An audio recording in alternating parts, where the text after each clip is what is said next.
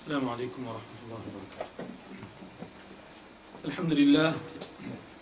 الحمد لله رب العالمين، والصلاة والسلام على سيد المرسلين وعلى آله وصحبه أجمعين، أما بعد.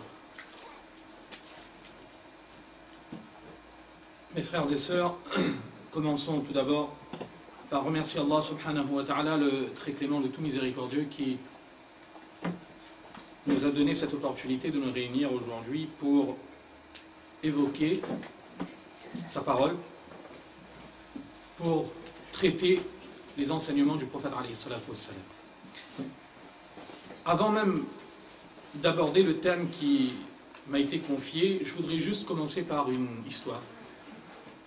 Ce n'est pas n'importe quelle histoire, c'est une histoire qui nous a été racontée dans un hadith authentique. C'est Uqba ibn Amir radiyallahu anhu qui raconte, qui dit qu'une fois, le prophète alayhi salatu wassalam, il est venu, comme il avait l'habitude de le faire, et il y avait une assemblée de compagnons qui étaient présentes. Et le prophète alayhi salatu wassalam, ses compagnons, ils étaient assis à l'endroit qui s'appelait As-Suffa. C'était l'endroit où les compagnons qui voulaient apprendre la religion, eh bien, ils avaient l'habitude de s'asseoir et de passer la journée dans l'acquisition de la science.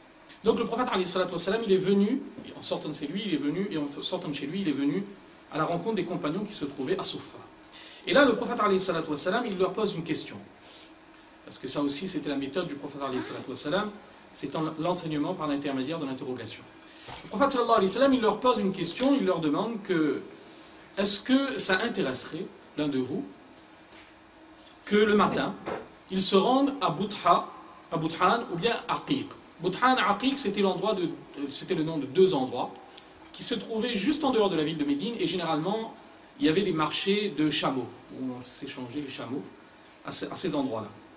Donc le prophète alayhi salatu wassalam, il leur demande, est-ce qu'il y a quelqu'un d'entre vous qui est intéressé de partir le matin tôt à Bouthan ou bien à Aqiq et d'acheter 2 chamelles dont les bosses sont bien grasses et sont bien hautes, et ce sans qu'ils ne commettent un quelconque péché et sans avoir à commettre d'autres choses de blâmables non plus, c'est-à-dire à rompre des liens de parenté ou autre chose de ce genre.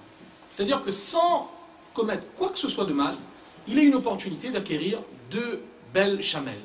Alors il faut savoir qu'à l'époque, ces chamelles que le prophète alayhi salatu wassalam évoque ici étaient très recherchées, avec une très grande valeur, notamment parce que, justement, en raison de leurs caractéristiques, eh bien, elles étaient à même de voyager plus longtemps, donc elles étaient très utiles. Donc le prophète sallallahu alayhi wa sallam, il pose la question. Et là, les compagnons qui sont là, ils répondent « Kulluna ya Rasulallah » que nous tous, ça nous intéresse tous. Et là, le prophète sallallahu alayhi wa sallam, il leur donne l'enseignement, justement. Il leur dit « Falan yardu ahadukum kulla yawmin ila al-masjid » que l'un d'entre vous se rende le matin à la mosquée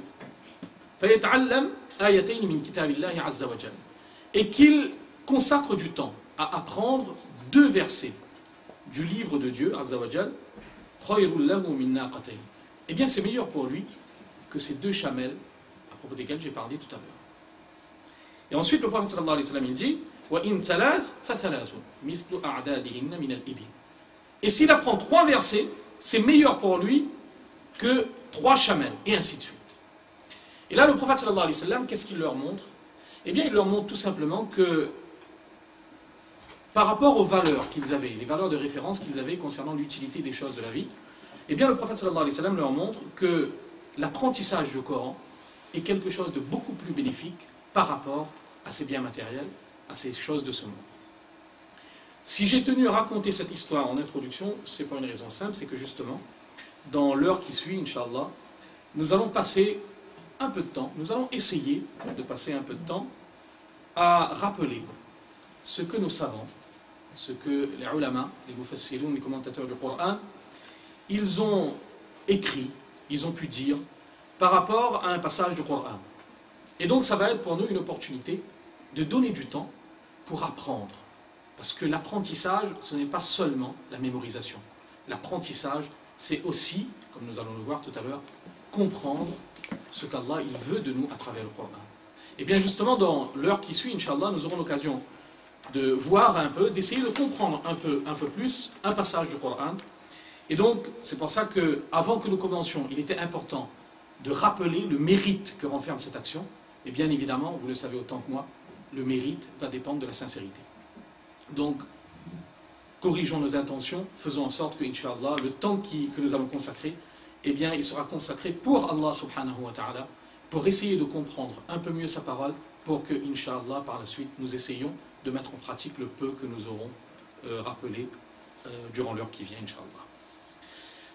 La partie du Coran, le recours que l'on m'a demandé de commenter, enfin, je ne commente pas, je rappelle juste les éléments que les savants ils ont donnés, porte sur la fin d'une sourate qui a été révélée après l'émigration du prophète alayhi salatu wassalam à Médine. La sourate, elle s'appelle la sourate al-Hashr, se trouve dans le 28e juz du Coran, et cette sourate avait été révélée dans un contexte bien particulier. C'est que, vous savez que lorsque le prophète alayhi salatu wassalam, il a émigré, il est arrivé à Médine, il y avait un certain nombre de tribus juives qui habitaient à Médine. Et il avait signé avec chacune de ces tribus un pacte de non-agression notamment. Et à un moment donné, l'une de ces tribus, des membres de cette tribu ont voulu porter atteinte à la vie du prophète sallallahu alayhi wa sallam. Ils ont fait un complot pour le tuer, et le prophète sallallahu alayhi wa sallam, il a été protégé par Allah, il a été averti, et juste après, donc, il a pris des mesures contre ces gens qui ont voulu le tuer. Et justement, tout le début de cette sourate, eh bien, fait allusion, rappelle un certain nombre d'éléments concernant cet incident, qui avait eu lieu donc concernant la tribu juive des Banu Nazir. Nous, ce que nous allons traiter, ce n'est pas le début de la sourate, c'est le dernier recours, la dernière partie de cette sourate, où Allah subhanahu wa ta'ala, il adresse un rappel très important à l'attention de tous les croyants. Et nous allons voir que ce recours, qui est un recours très connu, eh bien, il est effectivement porteur d'enseignements très précieux. Et que, comme nous allons le résumer à la fin, en un recours, Allah subhanahu wa ta'ala, il nous trace la voie du paradis. En quelques versets, Allah subhanahu wa ta'ala, il nous montre quelle voie suivre si nous voulons atteindre le paradis. Alors, concernant la méthode suivant laquelle nous allons procéder, c'est vrai que commenter des versets du Coran, c'est relativement difficile. En termes de méthode, ce que nous allons faire, ce qui me semble, wallahu a'lam, être le plus simple, c'est que nous allons, dans un premier temps, à chaque fois, faire une traduction des versets. Mais pas une simple traduction, parce que vous savez autant que moi que traduire des versets du Coran, parfois, ça reste quand même assez ambigu, on ne comprend pas. Donc on va faire une traduction que l'on peut appeler d'explicative. On va introduire dans la traduction des éléments de commentaires qui nous ont été donnés par les ulama. Et par la suite, dans un deuxième temps, on essaiera de voir un certain nombre d'enseignements importants qui peuvent être extraits à partir de ces différents passages que l'on va réciter et que l'on va citer. Alors, au tout début, donc, Allah subhanahu wa ta'ala, il dit « Ya ayyuhalladhina amanu taqullah » Je vous ai dit, Allah, il s'adresse aux croyants dans ce passage. Et Allah, il s'adresse aux croyants, il dit « Ô vous qui avez cru, qui avez iman, ittaqullah » craignez Allah. « Wal tanzur nafsum ma qaddamat lirad » Et que chacun, eh bien qu'il pense, qu'il considère ce qu'il a préparé, ce qu'il a envoyé, ce qu'il a accumulé pour demain. Demain, bien évidemment, fait allusion au jour dernier et à l'autre monde. Donc que chacun médite et réfléchisse par rapport à ce qu'il a pu préparer, il a pu accumuler pour ce qu'il attend dans l'autre monde. Et ensuite, Allah il dit, et craignez Allah. Inna Allah khabirum bima ta'malun. Certes, Allah subhanahu wa ta'ala, il est parfaitement informé de ce que vous faites. Et ne soyez pas comme ceux qui ont oublié Dieu. Et vous le savez, autant que moi, que très souvent, lorsqu'Allah subhanahu wa ta'ala, il voit un serviteur qui fait quelque chose de mal, eh bien la rétribution, le châtiment plutôt, de ce qui a été fait en mal, présente souvent une certaine des similitudes avec le mal qui a été fait. Un exemple, vous savez que le peuple de Shu'aib, alayhi salatu wassalam, c'est-à-dire le peuple vers lequel il avait été envoyé, avait notamment un péché dans lequel ils étaient impliqués, un péché très grave, qui était celui de tromper les gens dans le poids et la mesure. Les versets du Coran, l'histoire est mentionnée dans le Coran. Donc ça c'était leur péché, c'était la tromperie. Ils avaient l'habitude de tromper les gens. Et vous savez, lorsque le châtiment il est venu, quelle forme il a pris? Eh bien, quelque part, le châtiment les a pris à contre-pied. C'est-à-dire qu'il faisait extrêmement chaud à un moment donné, et ils ont vu un nuage venir, ils croyaient que ça y est, c'était le soulagement. Tout le peuple s'est réuni sous le nuage, et finalement, qu'est-ce qui est sorti de ce nuage? Une pluie de feu qui les a détruits. Vous voyez, ils avaient l'habitude de tromper, le châtiment les a trompés. Eh bien, Allah subhanahu wa ta'ala ici, il dit « وَلَا تَكُونُوا كَالَّذِينَ نَسُوا اللَّهَ » Ne soyez pas comme ceux qui ont oublié Dieu. Pourquoi? فَأَنْسَاهُمْ أَنفُسَهُمْ. Parce qu'en retour, Dieu les a poussés à s'oublier eux-mêmes. S'oublier eux-mêmes, ça veut dire quoi? Ça veut dire qu'ils ont privilégié des choses qui n'avaient pas la priorité. Et du coup, ils n'ont pas su chercher ce qui serait réellement utile à eux-mêmes. Ils ont perdu de vue leurs véritables objectifs. Ils se sont oubliés eux-mêmes. Oulaïka humul fasiqoun, parce que ces gens-là, eh bien, ce sont eux les pervers. Et ceux qui sont pervers, donc Allah subhanahu wa ta'ala, déjà dans ces deux versets, dans ces deux versets, il nous montre une chose, il divise les gens en deux catégories. D'un côté, ceux qui craignent Dieu, donc forcément qui se souviennent de Dieu, et de l'autre côté, ceux qui ont oublié Dieu. Nous avons deux groupes. Et bien évidemment, l'un de ces groupes est destiné au paradis, et l'autre groupe est destiné au mécontentement d'Allah. C'est ce que nous rappelle le verset suivant, La yastawi ashabun nari wa ashabul jannah. Que les gens de l'enfer et les gens du paradis ne sont pas égaux, ne sont pas pareils. Ceux qui sont destinés et qui agissent en conséquence pour aller au paradis, ils ne peuvent jamais être comparés à ceux qui prennent la voie de l'enfer. Ashabul jannah humul faizun. Ce sont les gens qui se dirigent et qui prennent la voie du paradis, ce sont les gens du paradis qui, eux, seront les véritables gagnants. Ça, c'est donc la première partie de ce recours. Alors, dans ce passage que nous avons vu, il y a, c'est vrai que, encore une fois, si on prend les enseignements des savants, tous les enseignements que l'on pourrait retirer à partir de ces versets du Coran, un après-midi entier ne serait pas suffisant. Nous, on va se concentrer sur 3 ou 4 enseignements, 3 ou 4 éléments qu'il est important de souligner par rapport à ce passage. La première chose dans ce passage, c'est que vous aurez remarqué qu'il comprend une double invitation à la taqwa. Dans le premier verset, Allah subhanahu wa ta'ala dit « Ya ayyuhalladhina amanu taqullah wa tanzur nafsum ma qaddamat lighad » Première invitation, craignez Allah et considérez ce que vous avez préparé pour demain. Et juste après, « wattaqullah » craignez Allah. Première question, est-ce qu'il n'y aurait pas là une répétition? Et vous savez autant que moi que, généralement, dans toutes les langues, la répétition, ça ne relève pas vraiment de l'excellence de l'éloquence. Alors, c'est pour cette raison que les ulama, ils disent qu'ici, il n'y a pas de répétition. Et il y a très certainement une subtilité. Dans cette double injonction, il y a une nuance qu'il faut encore prendre le temps de cerner. Et il y a 2 hypothèses qui ont été avancées par les savants pour montrer la différence qu'il y a entre la première fois où Allah il nous invite à le craindre et la deuxième fois où Allah nous invite à le craindre. Mais pour comprendre cette nuance, il faut remonter un petit peu plus haut. Et il faut déjà rappeler, bon même si on le sait généralement, mais il faut le rappeler, parce que justement la nuance va se faire sur le sens du terme taqwa et ses implications. Vous savez, taqwa, généralement, moi-même je l'ai traduit par crainte, généralement taqwa on traduit par crainte révérentielle de Dieu, le fait de craindre Allah. Quand on revient vers le Coran et les hadiths, on constate que la taqwa, ça consiste essentiellement en 2 choses. La taqwa, c'est avant tout, effectivement, une crainte. C'est-à-dire un sentiment qui naît du cœur, qui trouve sa source dans le cœur. Et c'est pour ça que le prophète, alayhi salatu wassalam, une fois, en s'adressant aux compagnons, il avait fait signe vers son cœur en disant « At-taqwa hahuna ». Taqwa hahuna. Il avait montré que la taqwa se trouve avant tout ici. Oui. Ça c'est donc la source de la taqwa. Mais en même temps, la taqwa, ça ne se limite pas seulement à un sentiment. La taqwa, forcément, à partir du moment où c'est un sentiment interne, eh bien, ce sentiment va s'extérioriser. Il va se manifester dans notre attitude et dans notre comportement.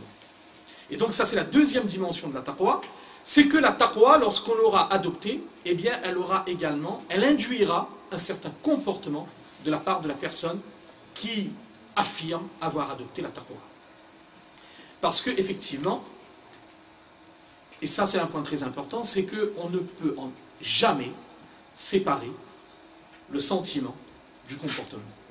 Le comportement et l'attitude est le reflet fidèle de ce qu'il y a en soi. Et c'est bien pour cette raison que le prophète alayhi salatu wassalam, dans le hadith bien connu, qu'est-ce qu'il disait? Inna Allah la yanduru ila suwarikum wa ajsamikum. Que Dieu, sa considération ne porte pas sur le physique. Walakin yanduru ila qulubikum. Ce que Dieu il considère, ce que Dieu il regarde, c'est vos cœurs. Mais juste après, le prophète sallallahu alayhi wa sallam, il dit wa a'malikum, et vos actes. Parce que le cœur, ce n'est pas tout. Ce qu'il y a dans le cœur, forcément, doit être traduit par des actes. Et c'est bien pour cette raison également que dans le Coran, très souvent, Allah subhanahu wa ta'ala, quand il parle des croyants, qu'est-ce qu'il dit? Innal ladhina amanu, mais ça ne s'arrête pas là. Wa amilu salihat. C'est inséparable. Les croyants, ceux qui ont la foi, ce sont en même temps ceux qui agissent en bien. Ceux qui font le bien. Alors la taqwa, c'est ça. La taqwa, c'est une combinaison des deux. C'est un sentiment, mais une attitude. Et cette attitude, à son tour, elle va se décomposer en deux choses. D'un côté, l'attitude qu'induit la taqwa consiste à obéir à Allah en faisant ce qu'il nous a ordonné de faire, les bonnes œuvres, ce que nous appelons généralement, communément, al-a'mal al-saliha, les bonnes actions. Le premier signe, la première manifestation de la taqwa, c'est ça. C'est le fait d'accomplir des bonnes œuvres. Que ce soit des œuvres obligatoires, ou que ce soit des œuvres qui ne soient pas obligatoires, ce que nous appelons nawafil, c'est pareil. Les a'mal saliha constituent la première manifestation de la taqwa. Et c'est exactement ça que Ali radiyallahu anhu, quand on lui avait posé la question concernant la taqwa, qu'est-ce qu'il avait répondu? At-taqwa hiya al-khawfu min al-jalil. Que la taqwa, c'est effectivement le fait de craindre le majestueux, Allah subhanahu wa ta'ala. C'est ça. Mais tout de suite après, qu'est-ce qu'il a rajouté? Que la taqwa, c'est aussi agir conformément à ce qui a été révélé. L'obéissance d'Allah. Et il y a le verset tout à l'heure, le frère, il avait récité le verset, Allah subhanahu wa ta'ala dit, Ya ayyuhalladhina amanu taqullaha haqqa tuqatih. Craignez Allah comme il se doit de le craindre. Comme on se doit de le craindre. Et Abdullah ibn Mas'ud, radiyallahu anhu, quand on lui avait questionné, qu'est-ce que cela signifie? Haqqa taqwa. Que de craindre Allah comme il se doit de le craindre. Ça veut dire quoi? Eh bien, Abdullah ibn Mas'ud, radiyallahu anhu, il avait dit que craindre Allah comme il se doit de le craindre, c'est an tuta'a fala yu'sa. C'est de l'obéir et de ne pas le désobéir. C'est ça. Et juste après, Abdullah ibn Mas'ud il dit wa an tuzkar fala yunsa. De se souvenir de Dieu et de ne pas l'oublier. Wa an tushkar fala tukfar. Et de remercier, de faire preuve de gratitude envers Dieu et de ne pas faire preuve d'ingratitude. Vous voyez que ces compagnons, ils ont mis l'emphase sur le fait d'obéir et d'agir en bien. Ça, c'est la première dimension de la taqwa. Mais en même temps, la taqwa, elle a également une autre traduction. Elle se traduit d'une autre façon. C'est que la taqwa induit le fait que l'on s'abstienne et que l'on se protège de ce que Dieu a interdit. Ça aussi, ça fait partie intégrante de la taqwa. Et ça, c'est Abu Huraira, l'autre compagnon bien connu qui nous le rappelle, qui une fois avait été questionné, pareil, au sujet de la taqwa. Justement à cause de l'ambiguïté qu'on enferme ce terme. Très souvent, on voit des compagnons qui étaient questionnés. Que la taqwa, ça veut dire quoi? Eh bien, Abu Huraira, quand on lui demandait que veut dire la taqwa, qu'est-ce qu'il répondait? Eh bien, il répondait par une autre question. Il répondait à son interlocuteur par une autre question. Il lui demandait, est-ce qu'il t'est déjà arrivé de marcher à un endroit où il y a beaucoup d'épines? Et là, la personne lui dit oui, ça arrive parfois. Et Abu Huraira lui demande, et comment tu fais? Quand tu marches à un endroit où il y a des épines, comment tu fais? Et là, la personne lui dit, ben, je fais très attention. Je fais extrêmement attention à ce que mes vêtements, etc., ne se prennent pas dans les épines. Donc, je regarde où je mets les pieds et je fais très attention à éviter les épines. Abu Huraira, il lui dit, c'est ça la taqwa.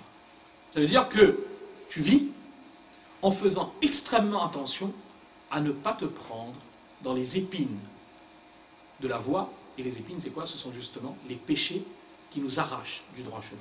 C'est ça, les épines. Vous voyez, deuxième dimension de la taqwa. Et c'est ce que le poète arabe, il disait, abandonne les péchés, petits ou grands, petit entre guillemets, hein, parce qu'à partir du moment où c'est un acte de désobéissance, c'est déjà quelque chose de grave. Mais le poète, il disait, abandonne les péchés, petits ou grands. Fahwa tuqa. C'est ça la taqwa. Donc ça, c'est la deuxième dimension de la taqwa. Et c'est là qu'on en revient à la nuance. Il y a un certain nombre de commentateurs du Coran qui disent que dans la double injonction à la taqwa qu'il y a dans ce verset, la première fois, Allah subhanahu wa ta'ala, il nous invite à agir en bien, à accomplir les bonnes œuvres. Et la deuxième fois, Allah subhanahu wa ta'ala, il nous invite à nous protéger de ce qui est interdit. Donc il n'y a pas de répétition. C'est juste qu'Allah subhanahu wa ta'ala, il veut nous faire prendre conscience de la largeur du champ d'application de la taqwa. Que la taqwa, ça englobe énormément de choses. Et c'est de tout cela dont il faut faire attention quand on avance sur la voie de la taqwa. Ça, c'est donc une première interprétation. Deuxième tentative d'explication du fait qu'il y ait deux fois, on parle deux fois de la taqwa. Il y a d'autres commentateurs du Coran qui disent qu'il est possible que la première fois, Allah subhanahu wa ta'ala nous invite à adopter la taqwa de façon générale. C'est-à-dire d'agir et d'adopter un comportement qui soit en conformité avec ce qu'il nous a enseigné. Comme Ali radiyallahu anhu, il dit « Wal amalu bit tanzil » d'agir conformément à la révélation. Ça, c'est une première chose, c'est-à-dire le principe même de l'action. Et la deuxième fois, Allah subhanahu wa ta'ala, il veut attirer notre attention sur autre chose. Parce que regardez, qu'est-ce qu'Allah dit juste après? Inna Allaha khabirum bima ta'malun. Allah, il parle de son omniscience, qu'il est informé de tout ce que nous faisons. Eh bien, selon certains commentateurs, Allah veut attirer notre attention ici sur le fait que l'action, ce n'est pas seulement l'action qui compte, c'est également la qualité de l'action qui importe. Et la qualité de l'action, vous le savez autant que moi, c'est quoi la qualité de l'action? Elle va dépendre de l'intention qui motive l'action. C'est ce que Fuzayl ibn Ayaz, l'illustre savant, il disait quand on lui posait la question concernant l'action, eh bien il disait que l'action qui est correcte, c'est-à-dire qui est conforme à ce qui a été enseigné, dans sa méthode, dans sa pratique, l'action qui est correcte, mais qui n'est pas sincère, est rejetée. Et il disait l'action qui est sincère, mais qui n'est pas correcte, elle est également rejetée. Pour qu'une action soit agréée, il faut qu'elle renferme les deux caractéristiques. Elle soit correcte, c'est-à-dire en conformité avec l'enseignement, mais en même temps qu'il y ait cette sincérité, al-ikhlas. Et c'est ça qui donne de la qualité à l'action. Alors, le commentateur du Coran, qu'est-ce qu'il nous dit?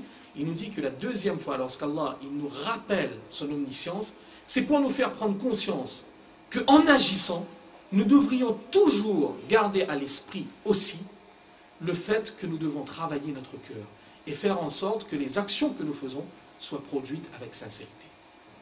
Parce que c'est ça qui va valoriser nos actions le jour du jugement dernier. Ça, c'est donc le premier point que j'ai tenu à souligner avec vous. Deuxième point à souligner par rapport à ce passage du Coran. C'est que dans ce passage du Coran que nous avons vu, Allah subhanahu wa ta'ala, il n'invite pas seulement doublement à la taqwa. Mais beaucoup plus que ça. Allah subhanahu wa ta'ala, de ce passage, il nous a également donné des éléments qui peuvent nous aider à adopter cette double attitude.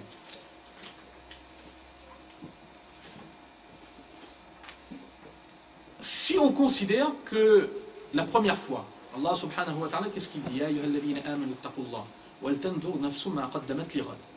Craignez Dieu et que chacun pense à ce qu'il a préparé pour demain. Ça veut dire quoi? Ça veut dire qu'Allah subhanahu wa ta'ala, il nous fait comprendre que l'enjeu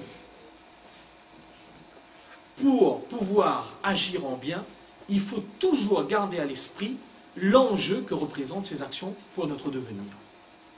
C'est-à-dire que al-a'mal as-saliha, ce sont les seules choses qui demain, premièrement, resteront, et deuxièmement, pourront nous être d'une quelconque utilité. Les seules choses qui sont à même de nous protéger demain, ça va être justement ces bonnes œuvres que nous pouvons accomplir aujourd'hui. Et ça, encore une fois, il suffit de revenir vers les enseignements du prophète sallallahu alayhi wa sallam pourront trouver des rappels constants. Notamment dans un hadith. Le prophète sallallahu alayhi wa sallam, qu'est-ce qu'il dit? Yatba'ul mayyit thalatha. Que lorsque quelqu'un décède, il y a trois choses qui vont l'accompagner. Qui vont l'accompagner, c'est-à-dire jusqu'au moment où on va l'enterrer. Il y a trois choses qui vont accompagner le défunt. Ahluhu, ses proches. Wa maluhu, sa richesse, ses biens. Wa amaluhu, et ses actions. Ces trois choses l'accompagnent. Ensuite, fayarji'u isnan. Et très rapidement, il y a deux d'entre eux qui vont revenir, qui vont le quitter. Wa yabqa wahid. Il y a une seule chose qui va rester. Yarji'u ahluhu wa maluhu. Ses biens et sa famille vont rentrer. Et encore, ses biens vont rentrer avant. Parce que vous savez autant que moi que la personne, l'être humain n'a pas encore quitté ce monde, que des droits des héritiers s'imprègnent déjà sur sa richesse. C'est bien pour ça que dans ces derniers instants, l'être humain ne peut pas disposer de ses biens comme il le veut. Il y a des règles à respecter. Ça veut dire que, avant même de quitter ce monde, le départ des biens a déjà été initié. Les proches, ils nous accompagnent jusqu'à la tombe. Mais là aussi, ils ne vont pas rester devant la tombe. Ils vont revenir. Et le messager de Dieu, il dit la seule chose qui va rester à nos côtés, ça va être nos actions. C'est la seule chose. Et ce sont ces actions qui ensuite vont nous protéger dans la tombe. Parce que vous savez autant que moi, ça fait partie de notre croyance que la tombe représente l'une des premières étapes de l'au-delà. Et que dans la tombe, il y aura également des épreuves. La tombe n'est pas une fin en soi. La tombe est un passage qui va nous conduire à la vie éternelle. Et dans la tombe, le prophète sallallahu alayhi wa sallam, il nous a raconté que lorsque nos proches seront repartis, lorsque les gens nous auront quittés, on sera dans la tombe, eh bien il y a des anges qui viendront nous questionner, nous poser un certain nombre de questions. Eh bien écoutez ce que dit le prophète sallallahu alayhi wa sallam dans un hadith. Il dit que lorsque le croyant il a été enterré, et que donc il entend les pas des siens repartir, فَإِنْ كَانَ مُؤْمِنًا, si c'était un croyant donc, كَانَتِ الصَّلَاةُ عِنْدَ رَأْسِهِ, la prière obligatoire qu'il avait l'habitude d'accomplir vient se mettre du côté de sa tête. وَكَانَ الصِّيَامُ عَنْ يَمِينِهِ, et le jeûne qu'il accomplissait vient se mettre à sa droite. وَكَانَ الزَّكَاةُ عَنْ شِمَالِهِ, la zakat vient se mettre à sa gauche. وَكَانَ فِعْلُ الْخَيْرَاتِ مِنَ الصَّدَقَةِ وَالصَّلَاةِ وَالْمَعْرُوفِ وَالْإِحْسَانِ مِنَ النَّاسِ عِنْدَ رِجْلَيْهِ. Et tous les autres bonnes actions qu'il avait l'habitude de faire, que ce soit les prières non obligatoires, que ce soit les sadaqat, les aumônes qu'il avait l'habitude de faire, que ce soit le bien qu'il faisait, que ce soit la bonté dont il faisait preuve envers les gens, eh bien tout cela vient se mettre du côté de ses pieds. Et ensuite, dans la suite du hadith, le prophète sallallahu alayhi wa sallam nous dit que lorsque les anges qui viennent le questionner arrivent, eh bien ils essaient de se frayer un chemin, mais à chaque fois, ces éléments vont les arrêter, vont leur dire que, attention, nous sommes ses protecteurs. Et ensuite, il y aura le questionnement, mais l'ange, il restera à distance. Ça veut dire que pendant toute la période qu'on sera dans la tombe, ces actions nous protégeront. Et ça ne s'arrête pas là. Ça ne s'arrête pas là parce que le prophète sallallahu alayhi wa sallam, là aussi, les hadiths se comptent par dizaines. Juste un exemple. Le prophète sallallahu alayhi wa sallam, il dit que dans la plaine du jugement dernier, eh bien, il y aura notamment deux sourates du Coran, deux chapitres du Coran, qui viendront et qui se battront pour intercéder en faveur de ceux qui avaient l'habitude de réciter la sourate Al-Baqarah et la sourate Ali Imran. Dans un autre hadith, le prophète sallallahu alayhi wa sallam, il dit qu'il y a une sourate dans le Coran qui comprend 30 versets, qui a discuté et qui a débattu avec Allah jusqu'à ce que la personne qui avait l'habitude de réciter ces 30 versets fût pardonnée. Cette sourate, c'est la sourate Tabarak al-Ladhi. Ça veut dire que les actions, ça c'est juste pour la récitation du Coran. Vous pourrez trouver d'autres hadiths qui parlent des autres actions, qui viennent intercéder en notre faveur le jour du jugement dernier. Par exemple, dans un hadith, le prophète alayhi salatu wassalam, il dit que l'animal que nous avons égorgé pour la cause d'Allah, en distribuant ensuite la viande, etc., mais que nous avons sacrifié pour Allah, nous servira de monture sur le pont qui conduit jusqu'au paradis et qui passe au-dessus de l'enfer. Donc vous voyez, les actions, ces actions que nous accomplissons, ce sont les seules choses qui nous accompagneront jusqu'au moment où, Inch'Allah, nous accéderons au paradis. Donc, Allah subhanahu wa ta'ala, il nous rappelle cela. وَلْتَنْظُرْ نَفْسٌ مَا قَدَّمَتْ لِغَدٍ. Si nous voulons que l'action en bien nous soit facilitée, eh bien il faut garder à l'esprit l'enjeu. Et c'est exactement ce que le prophète alayhi salatu wassalam, il avait fait une fois. Le prophète sallallahu alayhi wa sallam, dans un hadith, il racontait qu'une fois il y avait une tribu. C'était un groupe qui était la tribu de Mouda, qui était venu à Médine. Et c'était des gens d'une extrême pauvreté. Ils étaient très pauvres. Et quand ils sont arrivés à Médine, le prophète sallallahu alayhi wa sallam les a vus, il a été très affecté. Les compagnons qui étaient là, ils ont dit que nous avons vu le visage du messager de Dieu changer lorsqu'il a vu la pauvreté et le dénuement dans lequel se trouvaient ces gens-là. Et le prophète sallallahu alayhi wa sallam, à ce moment, il va faire un sermon à l'intention de ses compagnons pour les exhorter à donner l'aumône, à aider ces gens qui étaient venus et qui n'avaient rien. Et là, le prophète sallallahu alayhi wa sallam va leur dire que voilà, même celui qui est capable de donner seulement une tasse de blé, ça fait rien, donner. Celui qui est capable de donner plus qu'il donne, que chacun donne en fonction de ses capacités, mais donner. Mais avant d'initier cela, avant d'exhorter ses compagnons à faire l'aumône, le prophète sallallahu alayhi wa sallam, il va justement réciter 2 versets du Coran. L'un des versets du Coran qu'il va réciter, c'est le premier verset de la sourate An-Nisa. Ya ayyuhan nasu ittaqu rabbakum alladhi khalaqakum min nafsin wahida wa khalaqa minha zawjaha wa batha minhuma rijalan kathiran wa nisaa, qui est également une invitation à la taqwa. Et le deuxième passage du Coran que le prophète sallallahu alayhi wa sallam il va réciter, c'est celui-ci. Ittaqullah wal tanzur nafsum ma qaddamat lighad. Vous voyez, le prophète sallallahu alayhi wa sallam, quand il exhortait à faire le bien, il rappelait tout de suite l'intérêt que chacun peut retirer lui-même de l'action positive, de la bonne action. Ça, c'est donc le moyen pour faciliter la bonne action. C'est de toujours garder à l'esprit l'enjeu.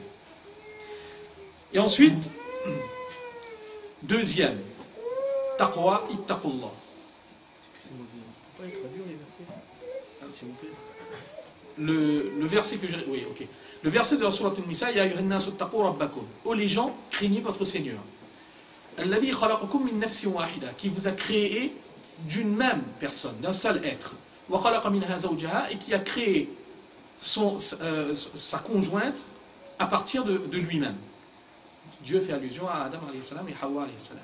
Wa batha minhuma rijalan kathiran wa nisaa, et il a créé à partir de ces deux êtres, eh bien, énormément d'hommes et de femmes. Wattaqullaha alladhi tasaaluna bihi wal arham, et craignez Dieu, celui au nom de qui vous vous demandez entre vous.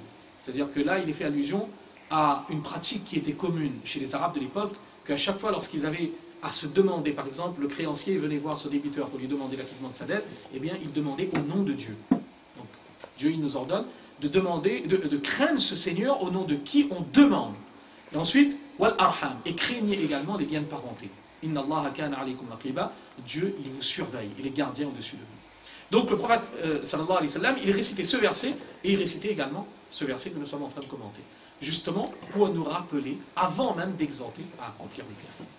Ça c'est donc la première chose.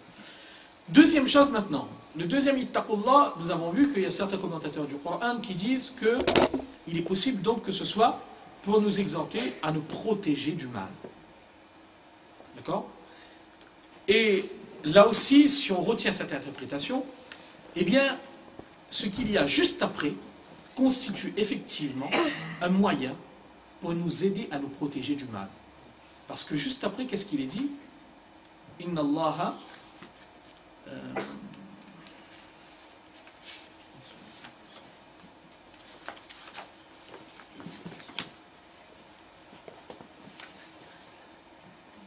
Inna Allah khabirun bima ta'malun. Que Dieu, il est informé de ce que vous faites. Vous voyez, il nous ramène vers la connaissance de Dieu. Ça veut dire quoi? Ça veut dire que Allah subhanahu wa ta'ala, il veut nous faire prendre conscience que pour se protéger de sa désobéissance, eh bien, il suffit de se rappeler, et de se rappeler constamment, que quoi que nous fassions, mais pas seulement quoi que nous fassions, quoi que nous pensions, même ce qui est dissimulé dans nos poitrines, Allah subhanahu wa ta'ala, il le sait. On pourra tromper l'humanité entière, on ne pourra jamais tromper Dieu. On pourra dissimuler nos actes des uns et des autres. On pourra dissimuler nos actes de nos êtres les plus proches. On pourra cacher nos pensées. Mais Allah, qu'est-ce qu'il dit dans le Coran? Que Dieu, c'est celui qui décèle la perfidie du regard. C'est-à-dire que parfois, même le regard, ceux qui sont autour de nous, ils ne savent même pas, ils ne peuvent pas déceler ce que nous sommes en train de regarder réellement. Mais Dieu, il le sait. Et Dieu, il dévoile. Il sait ce que les poitrines, il dissimule. Ce qu'il y a dans la poitrine aussi, Dieu, il le sait. Donc ça ne fait pas de sens. Pour un être sensé, à partir du moment où il sait qu'Allah subhanahu wa ta'ala, il est informé de tout, eh bien ça doit l'aider justement à prendre conscience que quoi qu'il fasse de mal, que ce soit dans sa relation avec Dieu, ou dans sa relation avec ceux qui l'entourent, ou même sa relation, pas seulement avec les êtres humains, mais même envers les animaux qui l'entourent, envers toutes les créatures qui l'entourent, eh bien chaque chose, chaque mal qu'il a commis, il aura à en répondre. C'est ce que Dieu il le dit dans le Coran. Celui qui a commis un atome de mal, il le verra le jour du jugement dernier. Et qu'est-ce que le messager d'Allah, sallallahu alayhi wa sallam, il nous avait dit? Il nous avait dit qu'il y avait une femme qui, à l'époque, avait été châtiée par le feu de l'enfer. Pourquoi? Pourquoi? Parce qu'elle avait gardé chez elle un animal, un chat, qu'elle l'avait attaché, ce qui fait que l'animal ne pouvait pas aller chercher sa nourriture lui-même, mais qu'elle n'avait pas nourri non plus. Elle avait fait souffrir un animal. Et le messager de Dieu, il dit que cette femme était châtiée à cause de cela. Vous voyez? Chaque élément que nous faisons, même si personne n'est informé, eh bien Allah subhanahu wa ta'ala, lui, il le sait. Et ça, c'est donc l'élément qui doit nous aider. Et ça, c'est un rappel que l'on doit se faire constamment. C'est un travail, bien évidemment, c'est un travail de longue haleine, constant. Toujours garder à l'esprit la présence de Dieu. C'est ça qui fait que ça nous protégera du péché. Juste avant de voir la suite du passage, juste rappeler concernant les péchés une chose. C'est que les péchés, donc, il faut s'en abstenir, bien évidemment, parce que Dieu, il est informé, mais également parce que les péchés, ils ont des effets catastrophiques. Des effets catastrophiques. On n'a pas le temps d'entrer dans les détails parce que d'un côté, les péchés, ils effacent, ils peuvent effacer nos bonnes actions. Mais surtout, les péchés, et c'est ça qui est très grave, parce qu'on avait vu, la taqwa demande deux choses. Premièrement, ça demande d'agir en bien, et deuxièmement, ça demande de se protéger du mal. Eh bien, le mal, justement, renferme ce potentiel qu'il peut nous empêcher d'agir en bien. C'est ça qui est extrêmement grave. C'est qu'à partir du moment où on accomplit le mal de façon répétée, à un moment donné, c'est pas moi qui le dis, le prophète alayhi salatu wassalam, il l'avait dit dans un hadith, qu'à chaque fois que l'on commet un péché, il y a un point sombre qui s'inscrit sur le cœur. Si on se repent, le point disparaît. Si on ne se repent pas sincèrement, il y a un autre point qui vient au prochain péché, et ainsi de suite, jusqu'à ce qu'à un moment donné, le cœur, en quelque sorte, il rouille. C'est ce qu'il dit dans le Coran, c'est qu'il y a une rouille, une véritable rouille qui monte sur le cœur. Et cette rouille, qu'est-ce qu'elle induit? Eh bien, elle induit le fait qu'on n'arrive plus à distinguer le bien du mal. Et se protéger du mal, le prérequis, c'est justement arriver d'abord à distinguer le bien du mal. Parce qu'à partir du moment où on n'est même plus conscient du mal, on va faire ce qui est mal, sans s'en rendre compte. 2, on ne pensera jamais à demander et à se repentir, à demander pardon, à se repentir pour ce mal. Parce que pour nous, ce qu'on a fait, c'était bien. C'est ça qui est terrible. Et c'est bien pour cette raison que nos grands savants, notamment les tabi'in, Hassan al-Basri, par exemple, lui, une fois, il y avait quelqu'un qui venait le voir et qui lui disait que voilà, il y a quelque chose que je ne comprends pas, c'est que je connais le mérite qu'il y a à prier la nuit, et donc la nuit avant de dormir, je prends toutes les précautions possibles pour me réveiller. Avant de m'endormir, donc je ne suis pas malade, je vais bien, je prépare l'eau que j'ai besoin pour mes ablutions, je prends toutes les précautions pour me réveiller. Et pourtant, je n'arrive pas à me réveiller pour prier la nuit. Est-ce qu'il y a une explication à ça? Et Hassan al-Basri, rahimahullah, comme réponse, ne lui dit pas ouais, non, peut-être que tu es fatigué, etc. Hassan al-Basri, rahimahullah, il est catégorique. Ce sont tes péchés qui t'ont emprisonné. C'est les péchés qui nous privent de l'opportunité d'agir en bien. Et c'est ça qui augmente leur gravité. Ça, c'est donc le deuxième point par rapport à ce passage. Troisième point que l'on peut retenir de ce passage, Allah subhanahu wa ta'ala, lorsqu'il parle de l'au-delà, il emploie un mot, Ghadan. Ghadan qui veut dire demain. Demain. Et demain fait allusion à la vie, à l'autre monde, à la vie à venir. Et bien de là, les ulama, ils nous disent qu'il y a deux choses à retenir. Deux choses à retenir, c'est que, premièrement, le qiyamah, la fin du monde, c'est-à-dire le moment qui nous sépare de notre monde, est extrêmement proche, même si nous n'en avons pas conscience. C'est vrai. Et c'est pas nouveau. C'est pas nouveau. Parce que déjà, quand le Coran avait été révélé il y a plus de 14 siècles, qu'est-ce que Dieu il disait?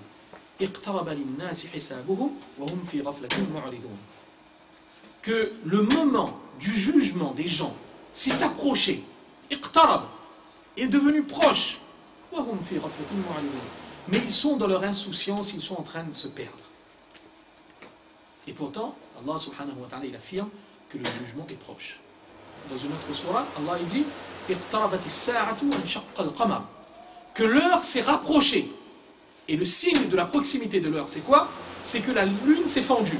C'était un des signes qui s'était produit à l'époque du prophète sallallahu alayhi wa sallam. Sur un signe du doigt du prophète sallallahu alayhi wa sallam, eh bien la lune s'est fendue en deux parties. Et Allah subhanahu wa ta'ala dans le Coran, il nous dit que ça, c'est un signe que l'heure s'est rapprochée. Il y a de cela plus de 14 siècles.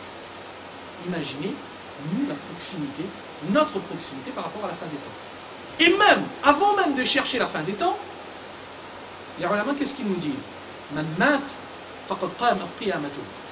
Que celui qui est mort, eh bien lui, son qiyamah est déjà arrivé.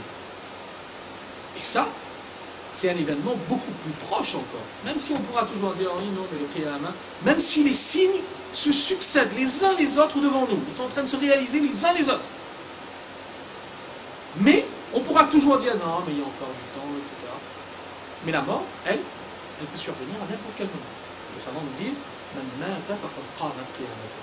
ça veut dire que justement, cette vie, il faut la concevoir dans un rapport par rapport à l'au-delà.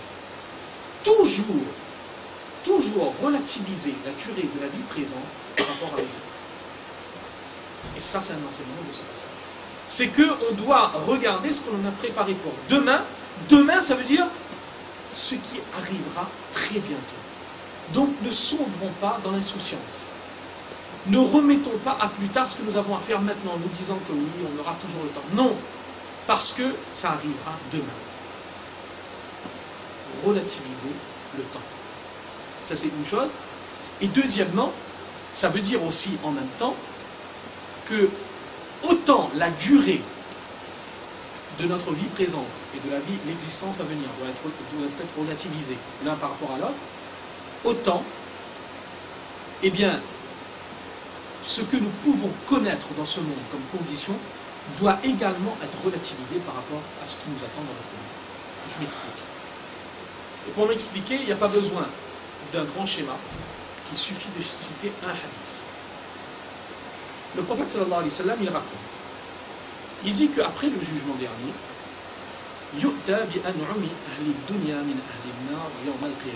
que le jour du jugement dernier, on amènera la personne qui est destinée à aller en enfer,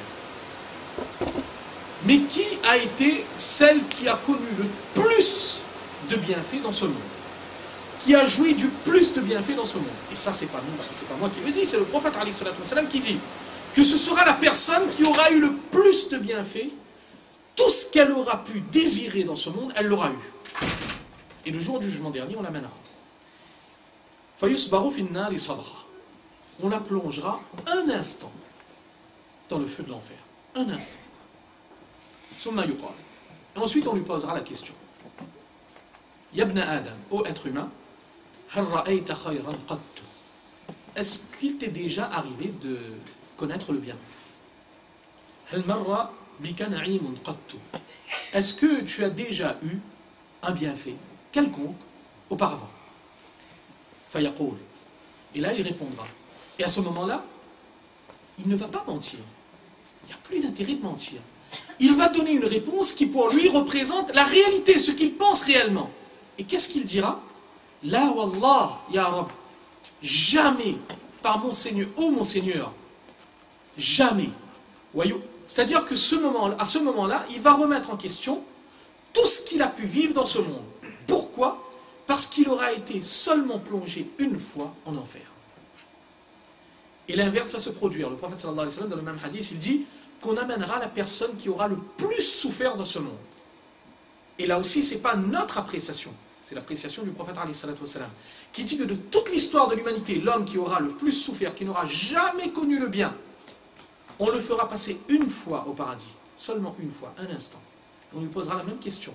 Est-ce que tu as déjà connu la souffrance? Est-ce que tu as déjà connu la tristesse? Est-ce que tu as déjà connu la détresse auparavant? Il dira jamais. J'ai jamais connu. Je ne sais pas c'est quoi la détresse. Vous voyez? Relativiser. Toute une vie, en une fraction de seconde dans notre monde, on l'aura oublié. Et c'est ça qui aide. C'est ça qui fait tout. Ça, c'est donc le troisième enseignement que l'on peut retirer de ce verset. Alors, justement, de ces différents versets. Quand on voit ces versets, donc dans le dernier verset, qu'est-ce qu'il y a? Allah subhanahu wa ta'ala, rappelez-vous, il dit qu'il y a la yastawi ashabun nar wa ashabul jannah, que les gens du paradis et les gens de l'enfer ne sont pas pareils. Ils ne peuvent pas être comparés.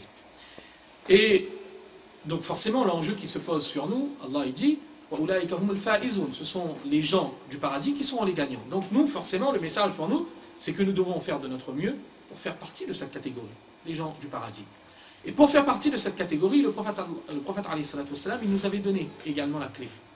Dans un hadith, qu'est-ce qu'il disait? C'était durant les derniers mois de sa vie, il avait fait un serment, qu'est-ce qu'il avait dit? Je vous ai laissé deux choses. Vous ne serez jamais égarés tant que vous vous attacherez à ces deux choses. Et qu'est-ce qu'il avait dit? Kitabullahi wa sunnata rasulih. Qu'il y a le livre de Dieu et il y a la sunna de son messager de Dieu, l'enseignement du messager de Dieu. Deux choses que vous ne serez, tant que vous vous agripperez à ces deux choses, vous ne serez jamais perdus. Eh bien, justement, les versets qui suivent, dans cette partie que nous avons commentée, jusqu'à la fin de la sourate, il va être question justement de ces deux choses. Il va être question premièrement du Coran, du livre de Dieu, qui est justement ce qui va nous tracer la voie jusqu'au paradis. Et ensuite, on verra que dans les derniers versets de cette sourate, Allah subhanahu wa ta'ala va citer un certain nombre d'attributs de celui qui a révélé le Coran. Donc d'abord, il va parler de sa parole, et ensuite il va parler des attributs de celui qui a révélé le Coran.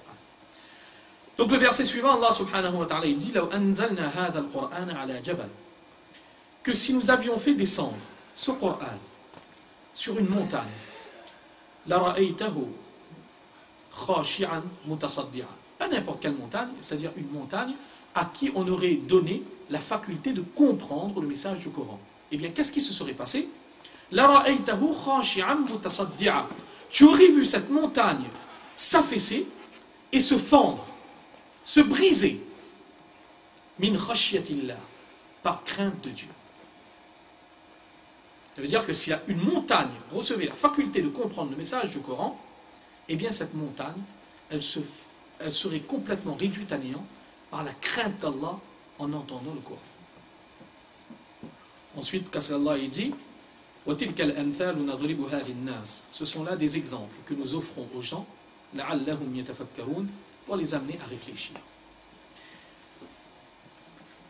De ce verset du Coran, bien évidemment, l'enseignement principal à retenir, c'est bien évidemment donc c'est la valeur du Coran. C'est ça que nous montre ce verset. C'est que le Coran, il renferme un potentiel exceptionnel. Le Coran, vous le savez, c'est la parole de Dieu. Le Coran, c'est ce qui nous unit directement à Dieu. Et c'est bien pour cette raison que le prophète sallallahu alayhi wa sallam nous a dit, quand on prie, quand on fait la salat et qu'on récite la sourate Fatiha, à chaque verset que l'on récite, Allah subhanahu wa ta'ala nous apporte une réponse. C'est parce que justement, la parole de Dieu, c'est ce qui nous unit directement, nous relie directement à Allah. Donc ce Coran, il a un potentiel exceptionnel. Un potentiel incroyable. Un potentiel qui serait à même de conduire à la destruction d'une montagne. malgré son caractère imposant. Imaginez l'effet que peut avoir le Coran sur l'être humain qui accepte d'ouvrir son cœur et son esprit à son contenu. Et c'est exactement ce qui est dit dans un autre verset. Allah subhanahu wa ta'ala dit Allahu nazzala ahsan al-hadith kitaban mutashabihan mathani. Dieu, il a révélé un discours sublime et un livre aux versets concordants qui vont dans le même sens. Mathani, qui répète, c'est-à-dire qui alterne les promesses et les menaces. Et c'est un verset que ceux qui craignent Allah, eh bien quand ils écoutent ces versets, ils en font la lecture, eh bien cela, ils sentent d'abord un frisson les traverser.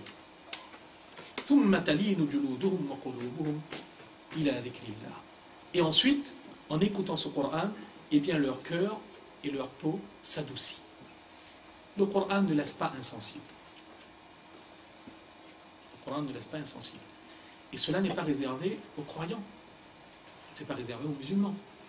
Quand on revient vers les récits qui nous relatent l'époque de la révélation, on constate qu'à l'époque de la révélation, même les pires ennemis du prophète, alayhi salatu wassalam, ces pires ennemis, quand ils acceptaient de prêter l'oreille au Coran, ils n'en sentaient pas indemnes. Il y a un récit qui nous le montre. Il dit qu'une fois, il y avait un groupe de Quraysh, c'était encore à Makkah, le prophète sallallahu alayhi wa sallam, il était encore à Makkah, et donc les Quraysh de Makkah étaient contre lui, ils faisaient des complots constamment pour l'empêcher de propager le message, l'unicité d'Allah. Et à un moment donné, donc, il y a un Qurayshite, Utba ibn Rabi'a. Utba ibn Rabi'a, qui comptait parmi les leaders de Makkah, donc qui se propose aux autres Qurayshites qui sont là, qui disent que bon, il y a un problème, la religion du prophète sallallahu alayhi wa sallam, de Muhammad, ne cesse d'augmenter, il y a de plus en plus de disciples chaque jour, il faut l'arrêter maintenant. Donc, est-ce que vous me donnez la permission? Je vais partir, je vais essayer de discuter avec lui, négocier avec lui. On va essayer de trouver une solution. Et là, les Qurayshites, ils disent, ouais, il n'y a pas de problème, si tu es capable de le faire, vas-y, va négocier. Et là, Utba ibn Rabi'a, il arrive devant le prophète sallallahu alayhi wa sallam, et il dit au prophète sallallahu alayhi wa sallam que voilà, est-ce que j'ai besoin de te parler? J'ai besoin de te parler, et donc j'ai une proposition à te faire. En fait, plusieurs propositions. Le prophète sallallahu alayhi wa sallam lui dit, d'accord, ok, fais tes propositions. Et là, Utba, il dit que bon, en fait, qu'est-ce que tu cherches exactement? Tu veux la richesse? En fait, tu es en train de propager quelque chose de nouveau, etc. Est-ce que c'est la richesse que tu veux? Si tu veux l'argent, tu n'as qu'à le dire, on va tous cotiser, tu deviens le plus riche à Makkah. Si tu veux l'honneur, on va te faire le roi de Makkah si tu veux. Tu veux quoi exactement? Dis-nous ce que tu veux et on te laisse tranquille. On te l'accorde. Mais nous, on te demande une seule chose, c'est que tu arrêtes avec tout ce que tu fais. Arrête de propager l'islam. Et là, le prophète sallallahu alayhi wa sallam l'écoute, et après, quand il a fini, le prophète sallallahu alayhi wa sallam lui dit, ok, tu as fini? Tu as fini de parler? Il dit, oui, j'ai fini. Le prophète sallallahu alayhi wa sallam lui dit, maintenant, moi, j'ai quelque chose à te dire. Est-ce que tu es prêt à écouter? Et là, il dit, oui, il n'y a pas de problème, je t'écoute. Et là, le prophète sallallahu alayhi wa sallam, il commence à réciter le Coran. Et le prophète sallallahu alayhi wa sallam, il dit, tu m'écoutes bien avec attention. Et le prophète sallallahu alayhi wa sallam va réciter, Bismillahirrahmanirrahim, Hamim, Tanzil, va réciter le début de la sourate Fussilat, sous le 24e juz. Le prophète sallallahu alayhi wa sallam va réciter un certain nombre de versets du Coran. Et à un moment donné, donc, le prophète sallallahu alayhi wa sallam, il arrive à l'endroit où se trouve la sajda, où on doit se prosterner dans cette sourate. Et là, le prophète sallallahu alayhi wa sallam, il se prosterne. Et durant tout ce temps, Utba, il a écouté. Il n'a rien dit. Et quand le prophète sallallahu alayhi wa sallam se prosterne, Utba, il part. Il s'enfuit. Et il va retrouver les autres, qu'il avait mandatés pour essayer de négocier. Donc il arrive, mais déjà quand il arrive, c'est mauvais signe. Parce que ceux qui l'attendent disent que لَقَدْ جَاءَكُمْ أَبُو الْوَلِيدِ بِغَيْرِ الْوَجْهِ الَّذِي ذَهَبَ بِهِ. Il y a quelqu'un qui est là, qui regarde et qui dit, oups, il y a un problème. C'est que Abu al-Walid, là, il revient avec un visage différent de celui avec lequel il était parti tout à l'heure. Il y a un problème. Et là, ils s'assoient et ils disent alors, des résultats positifs, négatifs, qu'est-ce qui se passe? Et là, Abu al-Walid, donc Utba, qu'est-ce qu'il dit? Il dit, ben en fait, j'ai entendu une parole par Allah, ma sami'tu mislahu qattu. J'avais jamais entendu quelque chose de similaire. Wallah, par Dieu, ma huwa bis-sihr, ça ne peut pas être de la sorcellerie. Wala bish-shi'r. Ça ne peut pas être non plus de la poésie. Les Arabes de l'époque, c'était les meilleurs poètes. Wala bil-kahana. Ce n'est pas non plus, ça ne relève pas non plus de l'art divinatoire. Non, c'est autre chose. Ya ma'ashara Quraysh. Et là donc, Abu al-Walid, cette fois-ci, il va intercéder pour le prophète sallallahu alayhi wa sallam. Il va dire aux Qurayshites, il va dire que moi, ce que je vous conseille, c'est de le laisser tranquille. Parce que moi, je sens que chaque parole va apporter un grand changement. Et donc, il essaie de convaincre les Quraysh de laisser le prophète sallallahu alayhi wa sallam tranquille. Et là, finalement, les Quraysh ne vont pas accepter, ils vont lui dire que finalement, c'est toi qui es ensorcelé. Ça y est. Tu es sous l'effet de sa sorcellerie. Tout ça pour vous montrer juste que Utba, à l'époque, qui est un des ennemis du prophète sallallahu alayhi wa sallam, de ses pires ennemis, qui vient pour empêcher le prophète sallallahu alayhi wa sallam de continuer sa mission, le prophète sallallahu alayhi wa sallam ne lui fait pas un speech. Il récite un passage du Coran. Il n'est pas croyant. Et l'effet, c'est quoi? C'est qu'il en ressort complètement lessivé. Alors, justement, c'est là où on doit revenir à nous. On doit se poser la question, c'est que si ce Coran a produit cet effet sur Abu al-Walid, est-ce qu'il produit au moins un effet similaire sur nous? S'il produit un effet similaire sur nous, ça veut dire que quand on lit le Coran, ça y est, ça adoucit nos cœurs, Nourun ala nur. Excellent, très bien, on est sur la bonne voie. Si ce n'est pas le cas, et si ce n'est pas le cas, eh bien là, on a un problème. On a un problème qui en fait est double. On peut expliquer ce problème de deux façons. Soit ça veut dire que on ne connaît pas suffisamment le Coran. C'est-à-dire qu'on ne comprend pas suffisamment le Coran, et c'est pour cette raison que le Coran ne nous affecte pas. Ça, c'est une explication possible. C'est qu'on lit le Coran, oui, mais on ne sait pas ce qu'il y a dans le Coran. Donc c'est pour ça qu'on n'arrive pas à être touché par le Coran. Oui, ça c'est une explication possible. Mais alors l'autre question qui vient juste après, c'est combien d'efforts faisons-nous pour apprendre le Coran? Quand on suit l'actualité, les moindres détails de l'actualité, toutes les 5 minutes, quand on est capable de connaître tout ce qui se passe à travers le monde, même si ça se situe à des dizaines de milliers de kilomètres, quand on est, comme je le rappelle souvent, quand on est capable de connaître exactement combien de kilocalories il y a dans tel aliment, et faire attention s'il faut le prendre ou non, quand on est capable de connaître tout ça, combien de temps sommes-nous prêts à consacrer pour l'apprentissage du Coran? Ça, c'est une question à se poser. Ça, c'est donc la première alternative. Deuxième possibilité maintenant, c'est que peut-être que nous connaissons le Coran, mais que peut-être que notre cœur, il n'est pas encore prêt, il n'est pas encore suffisamment mature et mûr pour être influencé par le Coran. C'est peut-être ça. Et ce qui nous manque justement, c'est ce qu'on a évoqué tout à l'heure. C'est la crainte d'Allah. C'est la crainte d'Allah, mais c'est en même temps l'amour d'Allah. Parce que c'est quand on a l'amour d'Allah qu'on comprend la valeur de sa parole et qu'on a envie de suivre et d'appliquer sa parole. Et c'est ça qui fait quelque part la différence entre nous et les compagnons.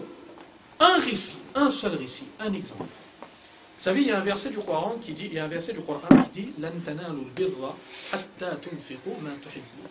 Vous n'atteindrez pas al-bir, on peut traduire différemment les bonnes actions, la piété, la taqwa. Il y a certains qui ont traduit al-bir comme étant la taqwa. Allez, on va prendre ça. On va dire, vous n'atteindrez pas la taqwa hatta tunfiqu ma tuhibbun. Tant que vous ne dépenserez pas ce que vous aimez. Ah, on a une solution. On cherchait comment arriver à la taqwa, là on a une solution toute faite. On a entendu ce verset. On a compris ce verset. On comprend ce qu'il veut dire. Ça veut dire que si on veut atteindre la taqwa, si on est attaché à quelque chose, eh bien il faut donner cette chose pour faire plaisir à Allah. Ok. Ça, c'est l'effet qu'a eu ce verset sur nous. Philosophique, réflexion, intellectuelle, etc. Les compagnons, c'est un petit peu différent. Il y a un compagnon, Abu Talha radiyallahu anhu. Il entend ce verset du Coran qui vient d'être révélé. Il y a un compagnon qui lui dit, voilà, il y a un verset qui est révélé, qui dit ceci. Il entend ce verset, première chose qu'il fait, il vient tout de suite rencontrer le prophète sallallahu alayhi wa sallam. Il dit au prophète sallallahu alayhi wa sallam que voilà, Allah subhanahu wa ta'ala dit que vous n'atteindrez pas la taqwa, le bir, tant que vous ne dépenserez pas ce qui vous est cher. Et moi, ce qui m'est le plus cher, c'est le jardin que j'ai qui s'appelle Bayrouha, qui se trouve juste devant la mosquée, la Masjid al-Nabawi. Alors, ça, c'est ce que j'ai de plus cher, je le donne fi sabilillah, pour la cause d'Allah. Ah, il y a quand même une nuance. C'est-à-dire que nous, on va philosopher pendant des heures en entendant ce verset. Le compagnon, il entend ce verset, ce même verset, et il passe à l'action.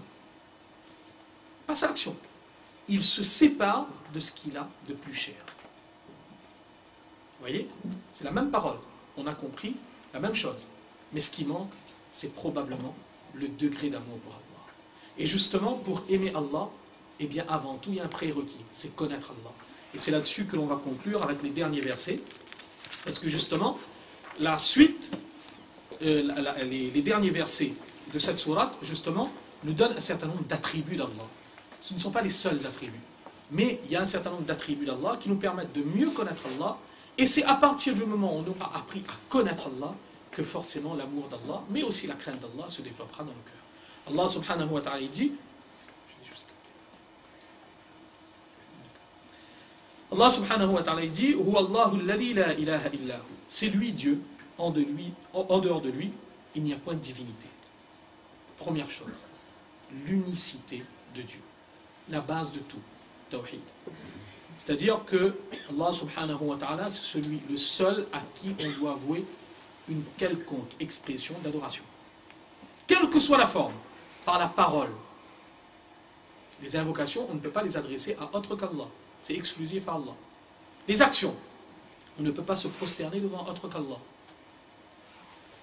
Les actions aussi, sacrifier rituellement un animal pour autre qu'Allah, c'est du shirk. On ne peut pas le faire, c'est interdit. Mais ça va plus loin. Même les pensées les plus profondes, l'amour qu'on doit dédier à Allah, il doit être exclusif de tout autre amour. Ça ne veut pas dire qu'on ne peut pas aimer ses proches, on ne peut pas aimer son conjoint, sa conjointe. Non, ça veut dire que la nature de l'amour qu'on doit avoir pour Allah doit dépasser. C'est ce que le prophète sallallahu alayhi wa sallam disait. La yu'minu ahadukum, que personne d'entre vous ne peut être un véritable croyant tant que son amour pour Allah et son messager ne dépasse pas celui pour tous les autres. Et comment on va le savoir? Ça veut dire qu'à partir du moment où on aura un choix à faire, il y a une contradiction entre l'exigence de chaque amour. C'est le choix que l'on fera qui va nous montrer qu'est-ce qui compte le plus. Un exemple. On a envie, ou bien nos proches ont envie que l'on s'achète une nouvelle voiture. Un exemple banal de la vie de tous les jours. On a envie de s'acheter une nouvelle voiture. Ok. C'est un désir. L'amour de nos proches, il y a nos proches qui sont là, qui disent que oui, papa on a envie, l'épouse elle a envie, tout le monde a envie, on doit changer de voiture. Ok. Il y a un souci. Ou bien une maison, allez, on va mettre une maison si on veut. Il y a un seul souci, c'est qu'aujourd'hui, en France, il n'y a pas de moyen pour réaliser ce désir, si ce n'est en commettant quelque chose qu'Allah il a condamné. En ayant recours à un crédit qui implique de l'intérêt. Alors, on a d'un côté, on a le commandement de Dieu, ne prenez pas l'intérêt. De l'autre côté, on a ce qui exige l'amour de nos proches. S'acheter une voiture ou une maison. Eh bien, c'est le choix que l'on va faire qui va nous montrer qu'est-ce qui prime. Si on fait prévaloir l'amour d'Allah et on accepte d'attendre qu'il y ait un moyen licite, ça veut dire que quelque part, l'amour d'Allah, il a vraiment sa place dans notre cœur avant tout. Si on fait le contraire, on pourra toujours prétendre que oui, mais moi, tout ce qui compte, c'est l'amour de Dieu. Mais dans les faits, on aura montré que ce qui compte, c'est l'amour des autres. Donc ça, c'est l'unicité. Deuxième attribut d'Allah, alimul ghaybi wa shahada. Allah subhanahu wa ta'ala, il est le connaisseur du monde visible et du monde invisible. Ça ramène à ce qu'on avait vu tout à l'heure. Ça veut dire, ça c'est l'attribut d'Allah. Il connaît tout ce que nous voyons, tout ce qui est dans la perception de nos sens, mais il connaît également ce que même nos sens ne peuvent pas percevoir. Allah, il est l'omniscient, il connaît tout. Ça n'a pas de sens que de chercher à le tromper. C'est pour ça qu'Allah, lorsqu'il parlait des munafiqin, des hypocrites de Médine, qu'est-ce qu'il disait? Ils cherchent à tromper Dieu. Mais en fait, quelque part, c'est Dieu qui était en train de les induire en erreur, en les laissant faire. Parce qu'on ne peut pas tromper Dieu. Comme on l'a dit tout à l'heure, on va pouvoir tromper l'humanité entière, mais jamais Dieu. Jamais. Parce que justement, Allah, il est alimul ghaybi wa shahada. Huwa ar-Rahman ar-Rahim. Et Allah, il est le tout miséricordieux. Il est le miséricordieux aussi bien dans ce monde que dans notre monde. Le tout miséricordieux, le très miséricordieux.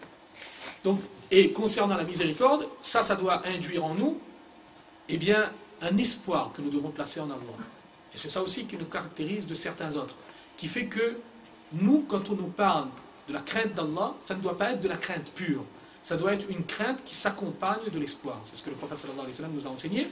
Al-mu'min bayna al-khawfi wal-raja. Pourquoi? Parce que justement, Allah subhanahu wa ta'ala, il est aussi le tout miséricordieux. Et le prophète sallallahu alayhi wa sallam, il nous avait donné un exemple pour nous faire comprendre la miséricorde d'Allah. Qu'est-ce qu'il disait? Qu'Allah subhanahu wa ta'ala, il a divisé sa miséricorde en 100 unités. Et il a envoyé une seule unité dans ce monde. Et il a gardé 99 unités de sa miséricorde auprès de lui pour le jour du jugement dernier.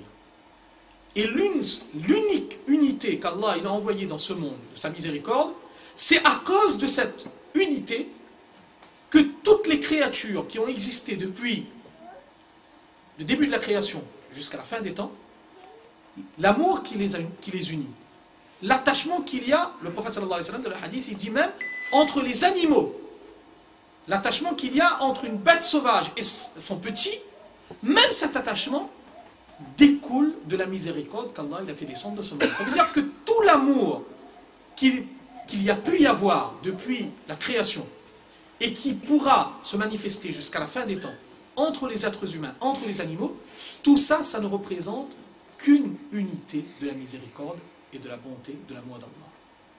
Et les 99 unités, Allah les a gardées auprès de lui pour le jour du jugement dernier. Ça, c'est la miséricorde d'Allah. Ensuite, le verset suivant, Allah subhanahu wa ta'ala, il dit Huwa Allahu alladhi la ilaha illa hu. Et il est Dieu, en dehors de lui, il n'y a point de divinité. Et Allah va ensuite mentionner 8 de ses attributs. Allah, il dit Huwa al-Malik. Allah, il est le souverain, le maître absolu, le roi, le véritable souverain. Dans ce monde, tous ces souverains, tous ces rois ne sont souverains de rien du tout. Ils ne contrôlent rien du tout. Allah, il est le véritable souverain. Ça veut dire que Allah, il est celui qui possède un royaume dans lequel personne ni rien ne peut faire quoi que ce soit qui n'entre pas dans le cadre de ce qu'il a créé lui-même. Et c'est ce que le prophète sallallahu alayhi wa sallam, il avait dit à Abdullah ibn Abbas radiyallahu anhu, que si Allah a décidé de te procurer un bien, même si l'humanité entière s'unissait pour t'empêcher d'obtenir ce bien, il ne pourrait strictement rien faire. Tout dépend de la volonté de Dieu. Allah, il est Al-Malik, le roi, le véritable souverain. Al-Quddus, Allah, il est également le saint, le purifié, celui qui est pur de tout défaut, contrairement à toutes les créatures qui, d'une façon ou d'une autre, présentent des défauts. Allah subhanahu wa ta'ala, il n'a aucun défaut. Dieu, il n'a aucun défaut. As-Salam, Allah subhanahu wa ta'ala, il est le pacifique, celui qui accorde la paix et la tranquillité par rapport à tout ce qui pourrait nous nuire. Le seul qui peut nous protéger, nous accorder la quiétude et la sérénité, c'est Allah subhanahu wa ta'ala. Al-Mu'min, Allah, c'est le protecteur. Alors, ces différents attributs d'Allah ont été interprétés de différentes façons par des savants. Pour faire très rapidement, je vais juste citer une interprétation. Donc il y a certains savants qui disent que ici, Al-Mu'min, ça veut dire que Allah est celui qui protège et qui va confirmer. Parce que Mu'min, ça vient de Iman, c'est celui qui confirme. Et Allah, c'est celui qui confirmera les promesses qu'il a faites. S'il a promis une récompense, il va remplir sa promesse, il va tenir sa promesse. Et s'il a promis un châtiment, il va le faire aussi. Donc Allah, c'est Al-Mu'min, celui qui confirme. Allah, c'est également celui qui est l'arbitre suprême, le surveillant, celui qui est au-dessus de toutes ces créatures et qui surveille et qui fait en sorte qu'il consigne toutes les actions que nous faisons et qui, le jour du jugement dernier, nous accordera notre rétribution en fonction de ce que nous avons fait. Rien, on a vu, rien n'est dissimulé d'Allah, et bien Allah ne perdra aucune des actions que nous avons fait. On a vu tout à l'heure,